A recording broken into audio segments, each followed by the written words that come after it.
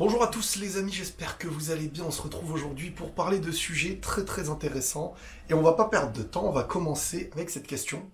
Est-ce que les gens bien intéressent réellement aujourd'hui? Et je trouve la question intéressante. On avait déjà un petit peu parlé de ça dans le passé. Je pense, et encore une fois c'est mon avis que je vais vous donner, je pense qu'aujourd'hui beaucoup de bonnes personnes ne sont pas attirées par les bonnes personnes. Je dirais même plus qu'on a parfois l'amour malade. On a un cœur qui ne sait pas être nourri. On ne sait pas de quelle manière le nourrir. Et nos fractures intérieures, nos difficultés internes font que on a besoin, du moins on a le sentiment d'avoir besoin d'une personne malade comme nous pour soigner le cœur malade qu'on a. Quand je dis le cœur malade, ça ne veut pas dire qu'on est une mauvaise personne. Ça veut dire qu'on n'a plus la notion, on n'a plus la même notion de l'amour. On n'a plus la même manière de recevoir. On n'a plus la même manière d'aimer et on ne sait même plus qu'est-ce qu'on doit aimer. Donc, beaucoup aujourd'hui de gens te diront cette personne, elle est très bien, mais je m'ennuie avec. Et on ne parle pas, bien entendu, de l'ennui parce que la personne est ennuyante. On parle d'un ennui où les gens ont besoin de voir en face d'eux des douleurs qu'ils reconnaissent, des cicatrices. Et on en revient au sujet même du bad boy, un sujet qu'on avait déjà abordé, comme je vous ai dit. Le bad boy, celui qui n'est pas parfait, qui le montre avec toutes ses failles, et ce qui attire certaines femmes chez eux, c'est de se dire j'aurai l'exclusivité de son changement temporaire quand il est avec moi. Et avec les autres, c'est le dur.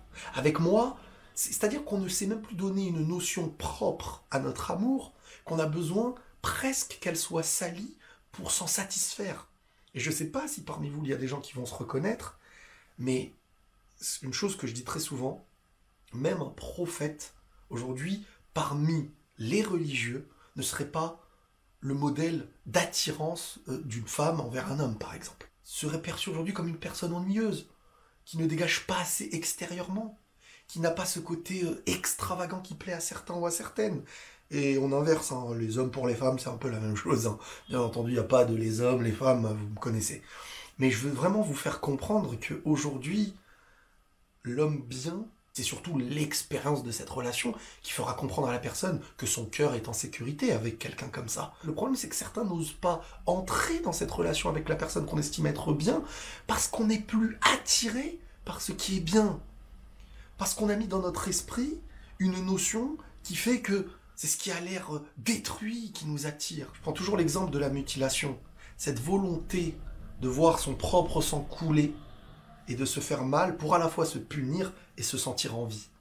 Et bien certains ont besoin, ont le sentiment de croire qu'ils ont besoin d'une personne qui leur rappelle qu'ils sont en vie, à travers la douleur qu'il leur procure, à travers les disputes. Beaucoup de personnes aujourd'hui créent des disputes pour sentir qu'il y a quelque chose de vivant dans leur vie, dans leur relation, sentir que quelque chose existe, parce qu'ils estiment trop monotone, trop basique, trop banal, un bonheur que d'autres chercheraient à vie. Et là, je vais revenir sur le sujet numéro 2. Tu ne trouves pas l'amour car tu ne te connais pas assez. Parfois, l'autre est fautif dans ce qu'il fait dans votre relation, dans la trahison qu'il met face à vous, dans son mauvais comportement, mais parfois on a un tort de ne pas se connaître assez pour s'interdire vers qui on va.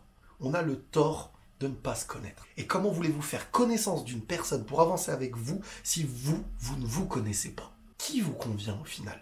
Comment faire naître des critères qui vous rendraient heureux si vous ne savez même pas vous-même qui vous êtes? Qu'est-ce qui vous nourrit? Quel type de personne en face vous apporterait? On est parfois dans l'illusion d'un bonheur qu'on n'a pas encore vécu, mais qui a l'air d'exister dans l'espoir qu'il existe. Apprenez à vous connaître, avant de chercher à apprendre à connaître les autres. Apprenez à savoir pourquoi aujourd'hui vous n'arrivez pas à être attiré par ce qui est bon pour vous. Pourquoi aujourd'hui ce qui vous attire, voire certains est presque un fantasme, c'est quelque chose qui est plus proche de vous détruire que vous aider à être construit. Et de vous construire à deux, et d'avancer, et de vous apporter. Attention à ne pas faire naître un cœur qui a besoin d'un amour malade. Je vais rebondir avec un autre sujet, l'influence de l'entourage sur la relation. Vous savez, L'entourage, et c'est normal, fait partie de ce que nous sommes, et on fait partie de ce qu'ils sont. On s'apporte, on partage, on s'apporte des bonnes choses, c'est un accompagnement, et les amis, etc., ça fait partie de la vie. Sauf que, attention, dans le domaine de la relation, l'entourage, parfois ça touche beaucoup plus les filles qui communiquent beaucoup plus sur leurs relations, les copines, etc. Bien sûr que les bons conseils sont toujours bons à prendre. Mais personne ne connaîtra réellement votre relation en ayant déjà premièrement l'avis que d'une personne sur deux. Mais au-delà de ça même, je dirais de faire très très attention aux conseils issus d'une fissure. On est très souvent conseillé et influencé par une émotion. Beaucoup de certaines femmes et certains hommes viendront à te conseiller d'une chose qu'ils ont vécue, d'une manière à laquelle ils réagissent en mettant en parallèle leur relation sur votre relation.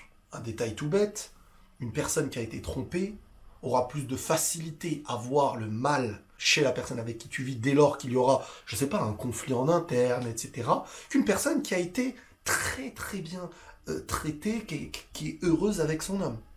C'est naturel. Et attention aux conseils qui sont presque une vengeance.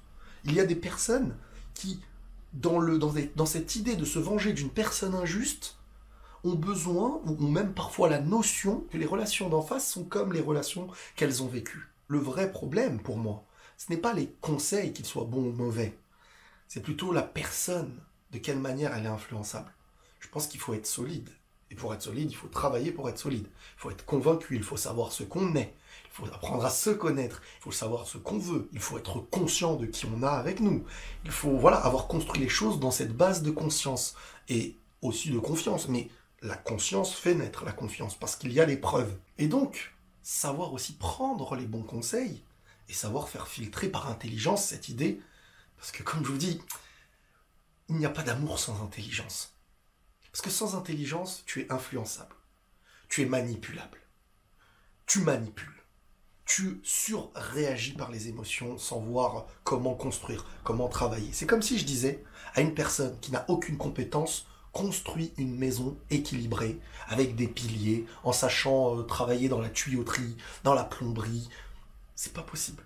Alors, construire une relation avec un autre être et vous donner l'un à l'autre, s'il n'y a pas cette part d'intelligence relationnelle dans la manière de se comprendre, s'écouter, il n'y a pas de relation. Et donc, forcément, ce qui viendra de l'extérieur aura une influence comme une vérité.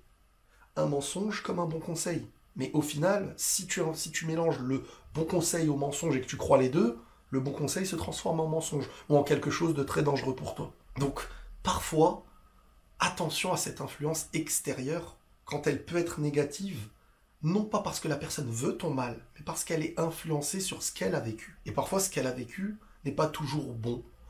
Qui est le fautif dans son histoire, c'est un autre sujet, mais attention. Et on va conclure avec un dernier sujet aujourd'hui, qui est dans le même thème, c'est le sentiment d'être compris. En relation, en couple, s'il y a bien une chose qui fait durer, et qui, à nos yeux, est très sous-estimée, c'est cette faculté de tout faire pour comprendre. Quand une personne, une femme par exemple, dans ta relation, tu lui as montré que tu l'as compris dans ce qu'elle est en train de te dire, dans le sentiment qu'elle possède, même dans un problème qu'elle vit dans la vie ou d'une chose qui s'est passée, ça vaut 10 fois mieux que de tout faire pour le résoudre. Nous, on a très souvent cette idée, dès lors qu'une personne vient nous raconter un problème, dans la relation de couple ou dans d'autres domaines, on a très souvent cette idée de chercher la solution. Comment résoudre ça? Alors que parfois, l'objectif principal, c'est aussi de faire comprendre à la personne que tu as compris ce qu'elle veut te dire. C'est parfois la meilleure chose à donner. Pas besoin de chercher à résoudre une chose qui, très souvent, est presque impossible à résoudre. Par contre, comprendre son sentiment, comprendre ce qu'elle est en train de dire, ou ce qu'il est en train de dire, ça, c'est quelque chose qui soude une relation comme jamais. Mais pour comprendre l'autre, il faut savoir qui elle est dans son intérieur, qui elle est dans son cœur, pourquoi telle chose la rend sensible, qui elle est dans sa sensibilité. Et ça, c'est des choses qu'on ignore parce que parfois on vit à deux en vivant seul. Alors que quand on vit à deux, l'autre devient une part entière de nous. Et c'est un travail qui n'est plus un travail. Parce que le bonheur dans cette relation n'existe que si les deux arrive à le faire jaillir. Tu peux pas être heureux dans une relation si l'autre est malheureux. Sinon, tu n'es pas en couple, tu es tout seul. Voilà les amis, on se retrouve une prochaine fois. Prenez tous soin de vous et la paix sur vous.